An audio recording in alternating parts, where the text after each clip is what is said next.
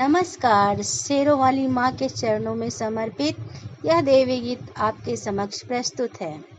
शेरवा जे घूमेला जंगलवा दरस कब देबू हे माई, दरस कब देबू हे माई, दरस कब देबू हे माई। शेरवा जे घूमेला जंगलवा दरस कब देबू हे माई, दरस कब देबू हे माई, दरस कब देबू हे माई। शेरवा जे घूमेला जंगलवा दरस कब देबू हे माई। अपना के मांगी मैया मांग भर सिंदूरा, अपना के मांगी मैया मांग भर सिंदूरा। एहो सजना के लंबी उमरिया दरस कब देबू हे माई, दरस कब देबू हे माई।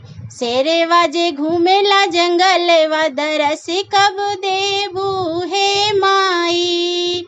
अपना के मांगी मैया बाह भर चूड़िया, अपना के मांगी मैया बाह भर चूड़िया।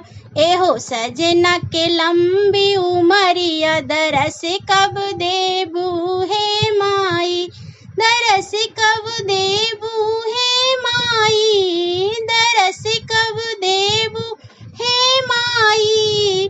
शेरवा जे घूमेला जंगलवा दरस कब देबू हे माई, दरस कब देबू हे माई। अपना के मांगी मैया पाँव भर बिछुआ, अपना के मांगी मैया पाँव भर बिछुआ। सजना के लंबी उमरिया दरस कब देबू हे माई। एहो सजना के लंबी उमरिया दरस कब देबू हे माई, दरस कब देबू हे माई, दरस कब देबू हे माई। शेरवा जे घूमेला जंगलवा दरस कब देबू हे माई, दरस कब देबू हे माई, दरस कब देबू हे माई। अपना के मांगी मैया गोदी कर ललना, अपना के मांगी मैया गोदी भर ललना। ललना के लंबी उमरिया दरस कब देबू हे माई, दरस कब देबू हे माई, दरस कब देबू हे माई।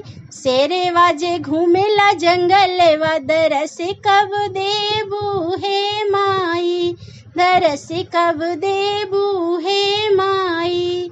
शेरवा जे घूमेला जंगलवा दरस कब देबू हे माई, दरस कब देबू हे माई। धन्यवाद।